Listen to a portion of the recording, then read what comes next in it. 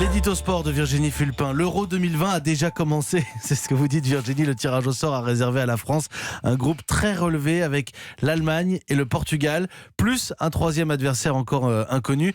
Vous cherchez à regarder le verre à moitié plein, Virginie, mais il se vide très vite. On est le 2 décembre. C'est votre week-end que vous nous racontez. Voilà, le samedi, tirage au sort. Bon, je vous laisse continuer. Ouais, on est le 2 décembre aujourd'hui, vous savez, mais la campagne s'annonce difficile pour un éventuel sacre. Dans le groupe des Bleus, donc le champion du monde en titre, son prédécesseur, l'Allemagne, et le dernier champion d'Europe, le Portugal.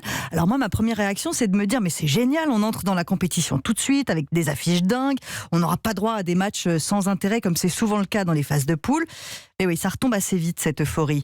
D'abord, avec de tels adversaires, la France ne prendra pas de risque. Didier Deschamps ne va pas expérimenter une équipe plus offensive qui chercherait enfin à prendre... Oui, voilà, c'est compliqué. Et donc là, face à des adversaires comme ça, ce serait un peu hasardeux de faire ça. Donc les Bleus vont faire la même chose que ce qu'ils nous montrent depuis des mois. On est le 2 décembre, on sait déjà qu'on peut faire une croix sur un jeu attrayant. Oui, le soufflet retombe. Ensuite, on laisse forcément des plumes dans un groupe pareil, dans une compétition internationale. Normalement, vous montez en puissance. Là, on devra atteindre le pic de forme au début de l'Euro. Mais comment on le maintient pendant un mois ? Le risque, c'est de voir le meilleur au début.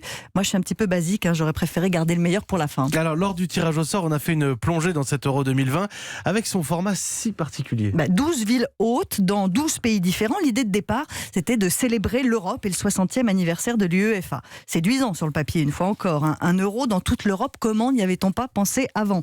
Peut-être parce que l'idée n'est pas si bonne que ça. Bakou fait partie des villes hôtes, par exemple. Or, l'Azerbaïdjan est éliminé avant cet Euro, donc ça va obliger tout le monde à aller jusqu'à l'extrême Est. Il y a notamment un Galles suisse prévu à Bakou. De Cardiff, ça fait quand même plus de 4000 km. C'est pas franchement l'idéal pour l'empreinte carbone de cet Euro. Et puis pour le niveau de la compétition, ça m'inquiète un peu aussi. Le camp de base des Bleus sera normalement à Clairefontaine et il faudra donc faire les trajets jusqu'à Munich ou à Budapest à chaque match. Pas non plus la panacée pour une forme optimale. Alors les demi-finales et la finale auront lieu au même endroit. Ce sera à Londres, en espérant que Wembley ne soit pas le Waterloo des Bleus.